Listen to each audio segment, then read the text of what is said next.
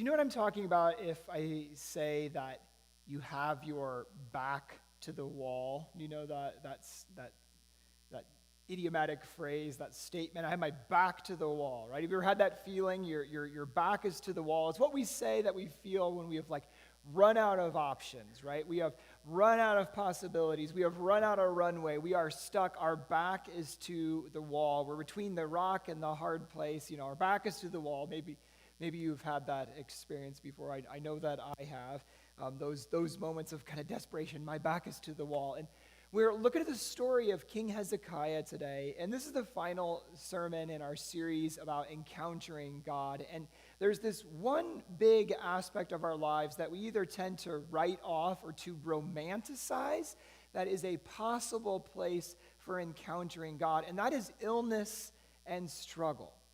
When we are facing illness, especially when it is a big, life-changing illness, it's the kind of thing that we aren't sure that we or a loved one will be able to come through. It is all too easy to write that off, that time of illness, as just a space that is empty of God, as if there's no good that can come of it. We're sick, we feel crummy, and we ask, where is God in all of this? Or sometimes we romanticize it, right? It's like when people say you can meet God in suffering, right? And we try to frame our illness kind of like Job, or we don't take seriously the ways that illness and pain can actually efface our humanity.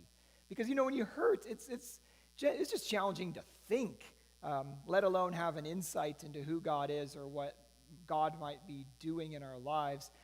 But when we look at this story of Hezekiah, we see Hezekiah having an encounter with the living God in one of his worst moments. He is sick, his back is to the wall, and he actually turns to face the wall it's a literal thing. He's laying on his sick bed, and he prays to God.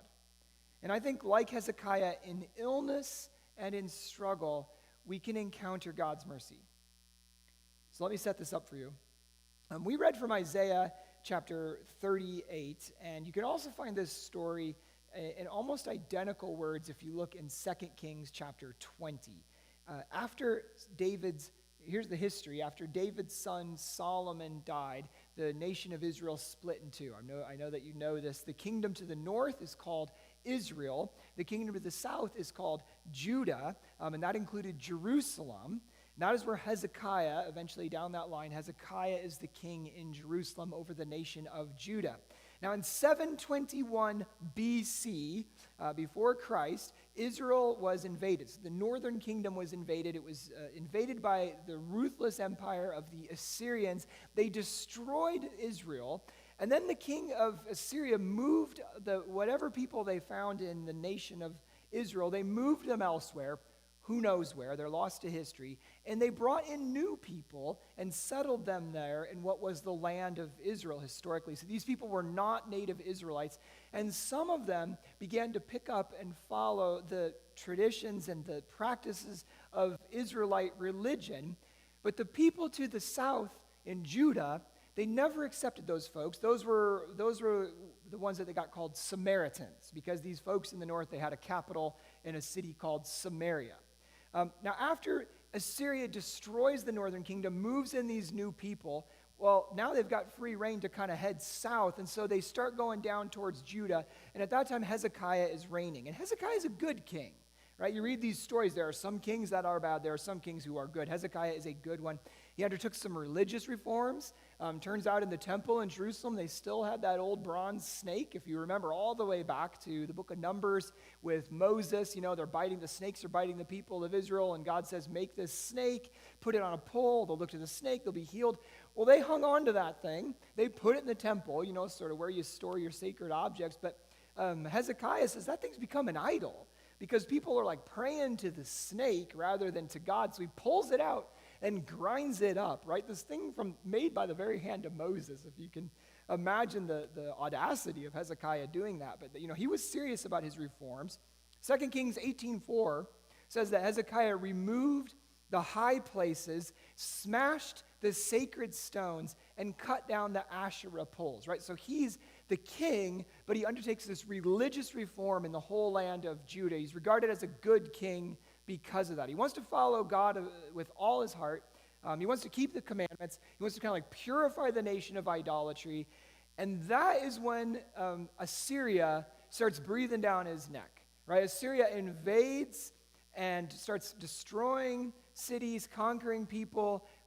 Hezekiah's armies have their back to the wall. They end up holed up in Jerusalem, the walled city.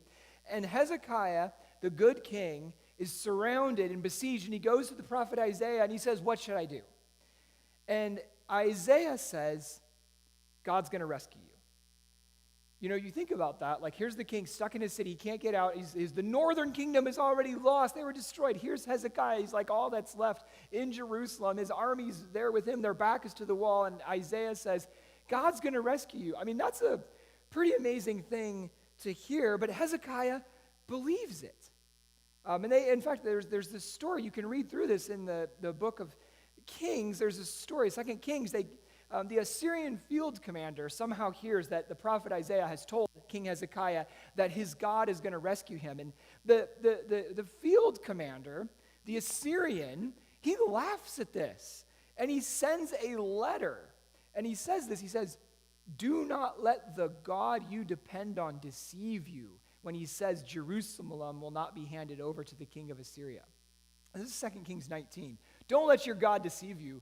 You are not going to get out of this alive, King Hezekiah. And then he lists off all the gods that their God has already destroyed, that they're all the people who have already fallen. He says in his letter to Hezekiah, he says, "What about Haran?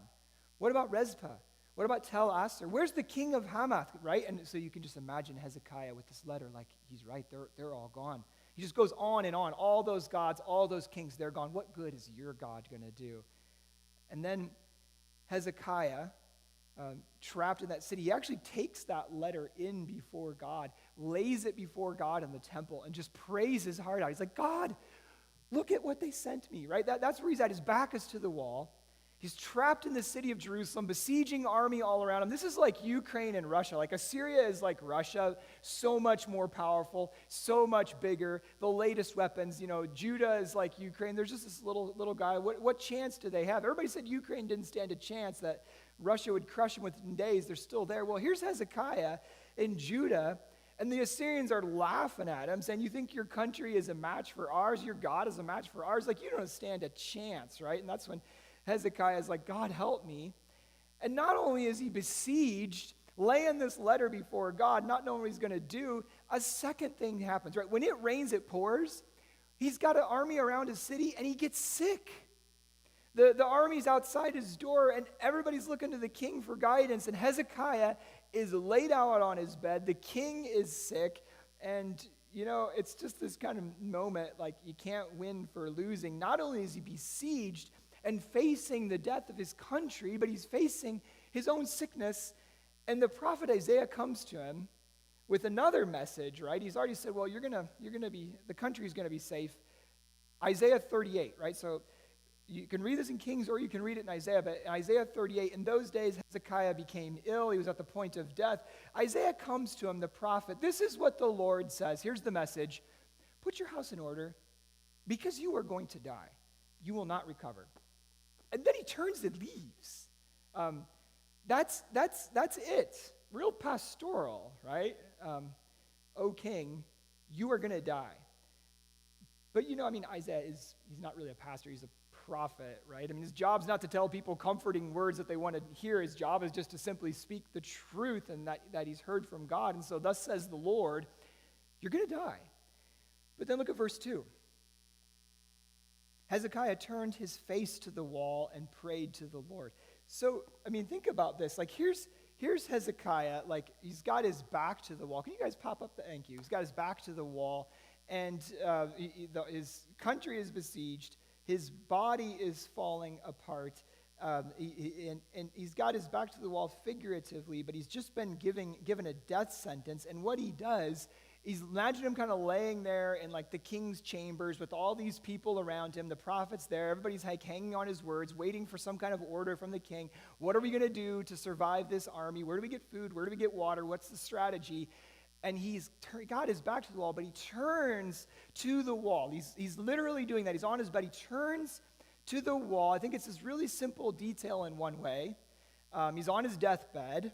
He turns to the wall, but the reason he has some reasons for doing that. So watch what happens. He turns to the wall, and verse 3, remember, he prays. Verse 2, he turns to the wall. Remember, O Lord, how I have walked before you faithfully and with wholehearted devotion, and have done what is good in your eyes. And Hezekiah wept bitterly. Right? He prays his heart out to God. Hezekiah pours his heart out to God. It says he wept bitterly. He cried. And then verses 4 to 5. Then the word of the Lord came to Isaiah. Go and tell Hezekiah, this is what the Lord, the God of your father David says. I have heard your prayer and seen your tears. I will add 15 years to your life. Oh, and I'm going to deliver the city once again. Now, so you're saying God's going to heal him. In fact, God's going to add 15 years to his life, right? Not bad. But and then verse 7, God's going to rescue the city. And verse 8, there's going to be this sign. I'll make the shadow cast by the sun go back 10 steps. It has gone down on the stairway of Ahaz. We're not sure what the stairway of Ahaz was. Ahaz was Hezekiah's father. He was the king before him. Some people think that the stairway of Ahaz was, you think about a sundial. You know what a sundial is, right? So maybe it was a kind of a sundial that used stair steps to mark time. You could kind of imagine this, right? Like as the sun goes down, it strikes, like makes the shadow kind of fall differently depending on where the stairs are. What's God doing here, right? The shadow has gone so far and it retracts. Is God like stopping the rotation of the earth to make this happen? I mean, is this like what happened long ago with the battle of Joshua? And I mean, it could be. God can do that, but I don't think that's what the scriptures require. I think, God, we don't know, but God bent the light, right? God made some kind of visual phenomenon that was visible to Hezekiah that didn't have to like throw the movement of the entire cosmos into turmoil. But I think the point is that God gave Hezekiah this sign. Just like that shadow advanced is going to retract, so like the sickness in your life is going to advance, is going to retract. You're going to have 15 more years. You will be healed. The country will be saved. And it happened. This happened. Now, what's interesting is that the way the authors have placed this passage in like 2 Kings and here in Isaiah, like Isaiah 38, it's actually a flashback. Like in a movie or a story or something like that, when an event has already happened and they're remembering what happened, it's a flashback. If you go up a little bit farther in chapter 37 and you look at like verses 36 and following, God's already saved the nation at that point. It says that the angel of the Lord, this is 37:36, the angel of the Lord went out and put to death 185,000 men in the Assyrian camp. When the people got up the next morning, there were all the dead bodies. Sennacherib, the king of Assyria, goes back. He goes to pray before his God. His results are not quite as positive as Hezekiah's were, because when he's praying before his God, his sons, Sennacherib's sons, the king's sons in Assyria, sneak in with a sword and stab him in the back, and then one of them begins to reign. So that's Assyria. That's the end of the siege. But 185,000 soldiers dead in one night, that's a pretty big deal. And there's sometimes you read these things, and a person might be forgiven for asking, like, wow, did that really happen? Wow. That's 185,000 soldiers. But here's one of the interesting things. This is one of those big moments in the history of the nation of Judah or the nation of Israel. This is a place where you can actually authenticate that history, that miracle. Most of the time you just kind of got to take miracles and marvels that are reported in Scripture. You got to take them on faith, right? Like you can't go and like find the scorched rock where Elijah's chariot of fire went into heaven. You know what I mean? There's no video of that. Or we don't have the axe head that Elisha made float on water. We don't We don't have a bottle of wine from when Jesus turned the water to wine in Cana. Like a lot of those things, you just got to take those miracles on faith. We're told them, but there's no video, there's no camera, there's no way to access that moment and confirm it somehow from an outside source. Right? We take those miracles on faith. But this one, with the 185,000 Assyrians that are struck down in a single night, this is a pretty big deal, and it made an impact in the historical record. And so you see, it's kind of interesting. Sennacherib, king of Assyria, he made a record of what had happened. In the 1800s, there were several clay little obelisks. They called them prisms that were discovered in Iraq, where Nineveh, the capital of Assyria, was.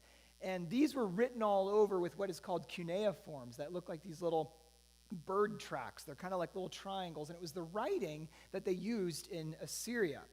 And they wrote on clay tablets, and they'd bake the tablets, and so that would last, and you could have that. Well, anyway, there's a couple of these where Sennacherib is making his own record of his rule, and it's called the Prism of Sennacherib. And it's not because it's a glass prism, but just because it's kind of angular like that. And one of these is actually at the University of Chicago. Anyway, scholars translated these things, which were unearthed in the 1800s, and Sennacherib tells about his exploits. And he says, I conquered Israel. He says he took all these towns in Judah.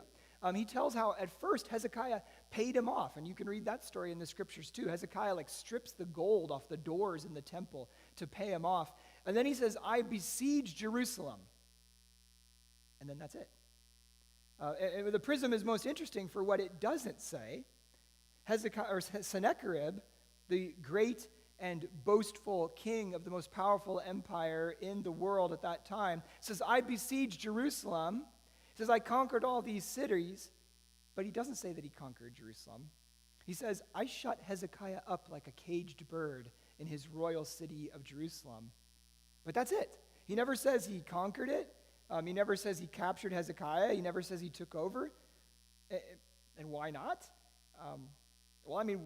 We know Hezekiah and Jerusalem survived. The story continues, right? We're part of that story in one way. It continues. That's when one way just the fact that it survived is the evidence of it. But Hezekiah himself refuses to say what happened, that he just could not take over Jerusalem. We know something happened there. There's this space in the history, but something happened. And we know and there's another little piece. This ancient Greek historian, a guy named Herodotus, he wrote a history of Assyria. He's Greek. He writes about Assyria. And he talks about Sennacherib's campaign of conquest. He calls it the West, right? It's just he calls it the conquest against Egypt. But he kind of lumps that whole land into Egypt. And Herodotus tells the story of how in Sennacherib's conquest of what he calls Egypt, he's got a city besieged, and one night mice come out and scramble all over the army and chew through their bowstrings and chew through the leather on their shields, and the next day all these soldiers are dead and the rest of the army flees. The Bible says it's the angel of death. Herodotus, he says it was mice that came out. Who knows, right? Was it like this plague, a mouse-borne plague of some kind, that they got sick and they retreated? Something happened, and the city was spared. You got Sennacherib's prism, you got the testimony of Herodotus. And I think it's kind of cool that we have this miracle from 2,700 years ago that you can authenticate from outside sources. But I just tell you all that because that's the big backdrop. Hezekiah is sick. The city's under siege. That promise is hanging out there that God's going to save his people. But how? And that's the kind of chaos that's going on. When it rains, it pours. Everything is going wrong at once. It's Murphy's Law. And here's Hezekiah, the righteous king whose back is to the wall. But in another way, it's just the story of one man who is sick. And it could be any of us, right? When you feel terrible, when you feel like everything is going wrong at once, and then we're told, and for us it's probably not a prophet, it's probably the doctor who walks in and sits down and says, you're going to die. And that's pretty harsh news, right? I mean, put your affairs in order. That's what Isaiah says. His back is to the wall, and that is the moment that he turns to the wall and God hears his prayer. And I think what this shows is that in illness and in struggle, we can encounter God's mercy. And I want to really dig into that. I think this is the place of encounters, backs to the wall, and that's when he turns to the wall. And I think there's a few things we can learn. And the first one is that when you are sick and struggling, you got to find a place to be with God. And a lot of times that is easy because when you're sick, no one wants to be around you anyway, right? I mean, it's like when you get COVID, you're supposed to go isolate. Remember 2020? It was the whole pandemic. It was all hot, and everybody was getting COVID and having to isolate. I remember we had this moment, like went through our family, right? We've all got these COVID stories, and went through our family. I got it. The boys got it. Lisi got it. And there were people who were saying, like, take the baby. We had a nursing baby. Take the baby away from her. She's got to isolate from the baby. We're like, oh boy, yeah, right. The baby's like in her face all the time at that point. There's no way that we can do that. He's been exposed, and everybody ended up being fine. But when you're sick, it's easy. Sometimes it's easy to get isolated. When you're sick and struggling, that's a time to like intentionally take a step back. Hezekiah turns to the wall. That's this moment. There's all these people around him, and he's got to turn because he wants to be able to talk to God. He's got to turn from the hubbub of life and all the people, and he's got to turn towards God. Hezekiah has no idea what he's going to do, but he knows he's got to focus on God. He doesn't turn to the court physician. He's like, he's not like, I need a second opinion, right? He doesn't turn to his wife. He doesn't even turn to the prophet Isaiah. The prophet Isaiah is like leaving. He just delivered his message. Hezekiah has his back to the wall, and he turns to the wall. And he does that so he can focus on God. And we need that when we're sick. We need a chance to just go face to face with God. It's like what Jesus says when he's teaching on prayer, right? He says, if you want to pray, go up into your room and close the door and pray to your Father who sees in secret, and then your Father will reward you. Or, you go by yourself, be with God. We see that in the Psalms, right? When people are in need, they go to God and they pray to God. Psalm 69, do not hide your face from your servant, for I am in distress. Make haste to answer me. Or Psalm 102, do not hide your face from me in the day of my distress. Or Job, he famously suffers everything, and he says, naked I came from my mother's womb, and naked I shall return there. The Lord gave, and the Lord has taken away. Blessed be the name of the Lord. And we've got to turn towards God in those moments of sickness. And sometimes we turn towards God so we can struggle with what we're experiencing, kind of wrestle with God, be like, Lord, what's up? What are you doing? Where are you? I need help.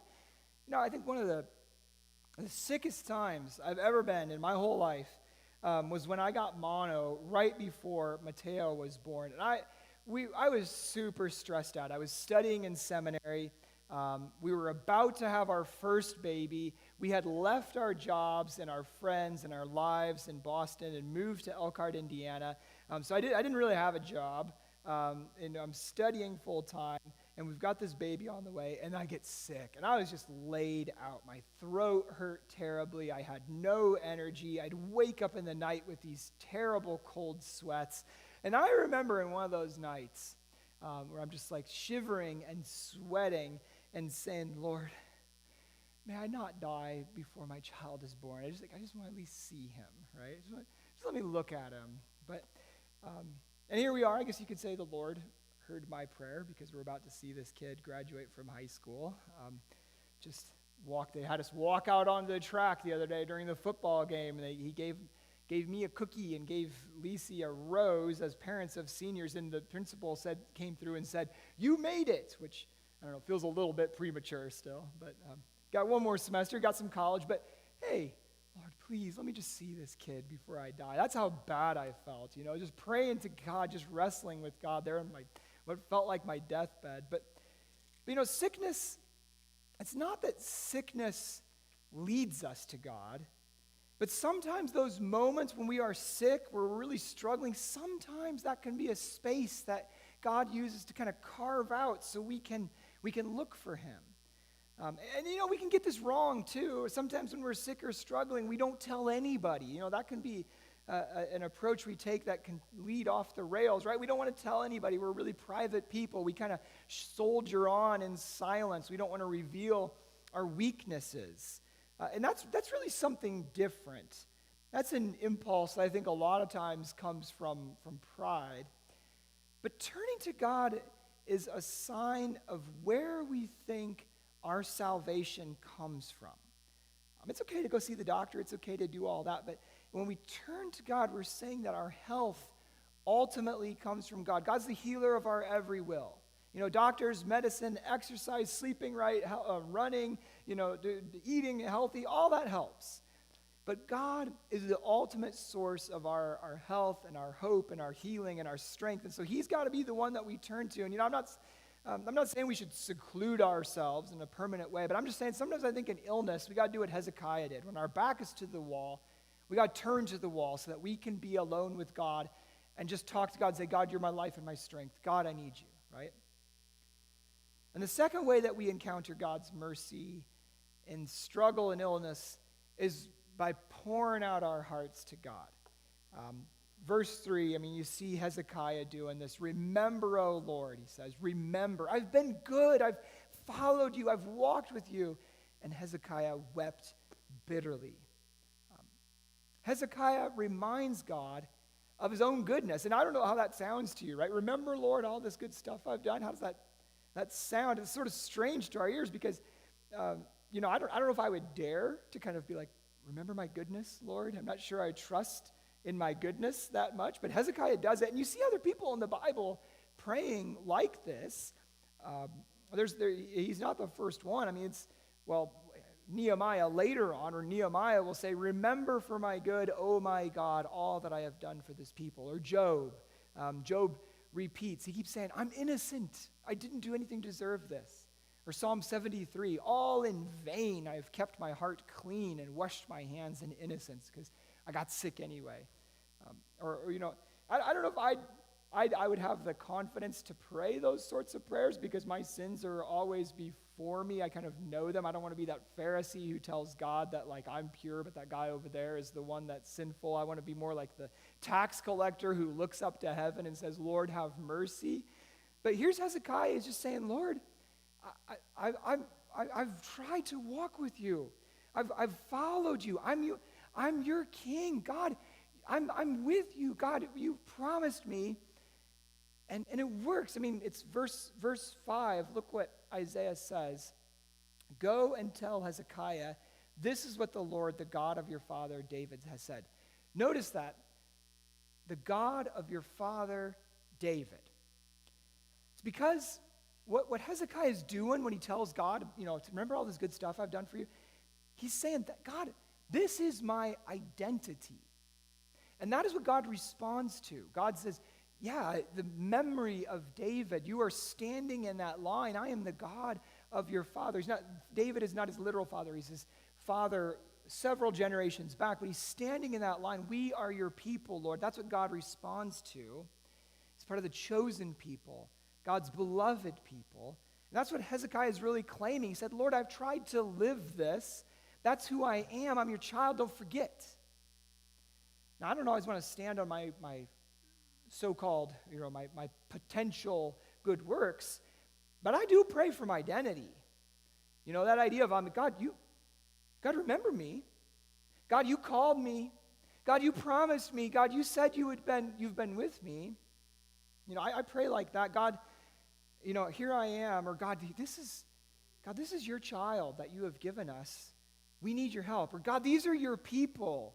They need you. You promised to be with this people. I do pray like that. I'll pray from identity. I'll lean on the promises that God has made. And I think that's what Hezekiah is doing here. And not only does he put that in front of God and says, God, remember, but he also puts that before God in verse 3. Just notice that he wept bitterly. It's the prayer of tears. This is just like what Jesus does when he goes to Lazarus' grave and he's standing there with Mary and Martha. He cries and then he prays. Or Jesus goes to Jerusalem. He says, Jerusalem, Jerusalem, that city that kills the prophets and stones those who are sent to you. How I've desired to gather you together as a hen gathers the little chicks under her wings, but you were not willing. Right? And he weeps over Jerusalem. It's the prayer of tears. Have you ever prayed the prayer of tears? Have you ever prayed in such a way where you go before God and you are praying with your whole heart and you're crying.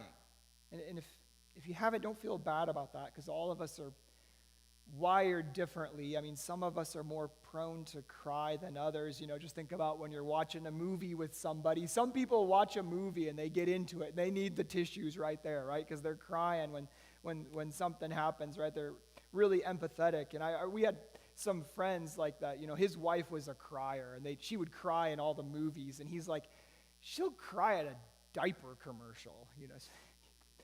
Some of us cry easier than others. So if you don't cry in your prayers, don't worry. But when we cry in our prayers,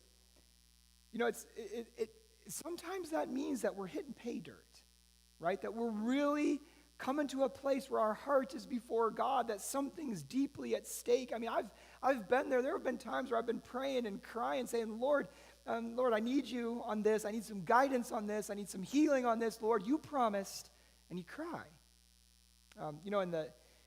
Some writers call it the gift of tears, right? You need that. There's this Orthodox prayer tradition. They use these things called prayer ropes, and that's an example of that. And they're little knots, and they just pray the Jesus prayer on each one of those knots. And they make these of different sizes, but Lord Jesus Christ, Son of God, have mercy on me, a sinner. And then you move to the next one. It's kind of a way to really just hone in on God. And that you'll notice at the bottom, this is made out of wool, you'll notice at the bottom there's like a tassel. And traditionally, this Orthodox prayer rope has a tassel because you use the tassel to dry your tears when you're crying. Right? Lord, I'm a sinner, have mercy on me. And people pray so intensely that they cry. It's the gift of tears, the prayer of tears. Well, here's Hezekiah. He's praying the prayer of tears. And sometimes that's the hard gift that illness and struggle give us. Sometimes that's what God wants us to experience. It's not that God wants to make us live sad, but sometimes God knows that we got to go there. It's a gift that maybe we need, but we do not want to ask for. We got to turn to the wall and pour out our hearts and pray before God, because we need that space for some fervor. We need to get down to the bedrock, to the tears. And I think illness can do that because it can cause us to remember what matters most. And a lot of times the tears are a sign of that recognition. And so I guess what I would say is just don't be afraid of that. We are, in our culture, we're often so self-conscious that we don't want to reveal weakness. We don't want to cry. And we don't even want to cry before our Maker, even if it's in secret. But we should be able to cry before God. We need a God that we can cry before. We should be able to cry in worship. We should be able to cry in prayer. We should be able to cry when someone gives us wise spiritual counsel that lands at a really important heart space. We should be able to cry if we hear a powerful, touching song. I think when we can cry like that, it means that we're a people who can be moved by God and our spirits. And that doesn't mean you try to force it. You don't force cry. But just being sensitive. We should be able to cry before God. That's what Hezekiah does. And then the third thing I think we see in this encounter with God is that we should never give up on God's mercy. We just never have a clear view of all that God is doing in a life or in our life. And if you think about this scene, Isaiah the prophet comes to the king. He's got a very clear word. He says, "Thus says the Lord." Thus saith the Lord, right, as the King James puts it. Thus saith the Lord, that is as ironclad as you can get. The prophet is speaking, you are going to die. There it is. And he leaves. But Hezekiah doesn't accept that. Even though the Lord has told him that through his prophet, Hezekiah turns to the wall and he seeks God and he prays his heart out and he weeps before God. And then God tells Isaiah, who was not even out the doors of the king's court, verse 5, go, tell Hezekiah, this is what the Lord, the God of your father David says, I have heard your prayer and seen your tears. I will add 15 years to your life. Now, folks, I don't know how we read such a thing as this except by saying that God changed his mind. You see this several places in the scriptures, and maybe the most famous one is when Jonah the prophet goes to Nineveh with that message that God is going to destroy the city, but then the people repent and God changes his mind. But this could really tie us in knots because, first off, God says much earlier through the prophet Samuel, he says he is not a mortal that he should change his mind. But more than anything, we need a God who is steadfast, who doesn't change his mind, who's not over here one day and over here another.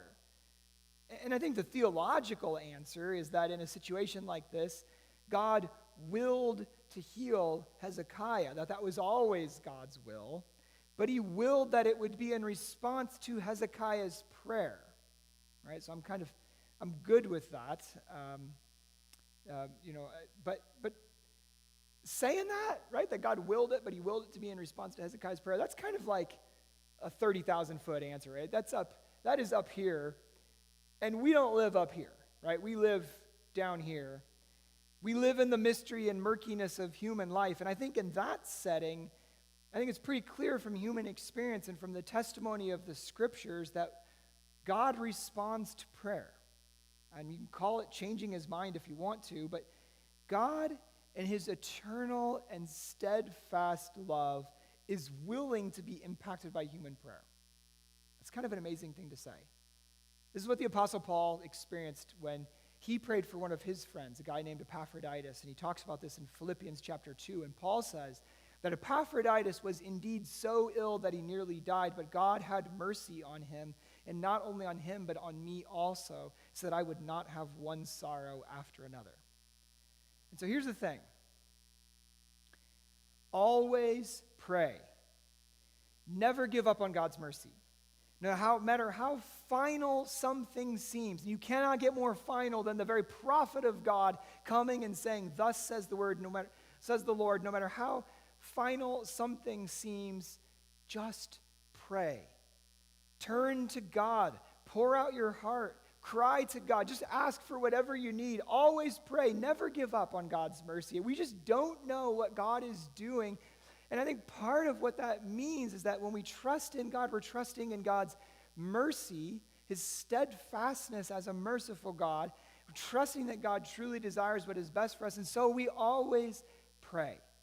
We go to him in circumstances that seem completely impossible, where it seems like God's will has already been clearly established, where it seems like God has given his final word, and still we pray. It's like Jesus said in Luke chapter 18. He said, "Pray always and never give up." And Isaiah doesn't explain it. Isaiah doesn't give any kind of theological discussion of what's happening in the mind of God. I mean, it's really simple in one way. God just says, "I have heard your prayer and I have seen your tears. I will add 15 years to your life." That's that. It's done. This is a very sensitive thing. There's always a kind of discernment that happens in prayer. It's not like in every single circumstance we pray these counterfactual prayers, kind of like pound on heaven's door, cry our hearts out, and expect that God will change his mind. I mean, there are times, and I'm sure you've experienced these, where we come in prayer with a sense of holy resignation, and we can feel it. This is what's going to happen, and it's okay. We're sitting at the bedside of a loved one, and we know that they're going to die. And they're even ready to die. And they're ready to be with Jesus. And even there in that moment of death, there is that mercy. We come with this holy resignation. We don't always have to pray against what's happening. Sometimes we just pray and resign ourselves to that. That's part of this too. There's always that discernment. But sometimes it feels like the fullness of God's mercy hasn't been revealed in a particular situation yet. Sometimes it feels like things could go either way. Sometimes we might sense that God is in fact calling us to go out on a limb for him. St. Augustine says it this way. He says, "God has every intention of giving, but only to him who asks, so as not to give something to one who would refuse to take it." And so we pray. We don't give up on God's mercy. We just pray and we see what happens.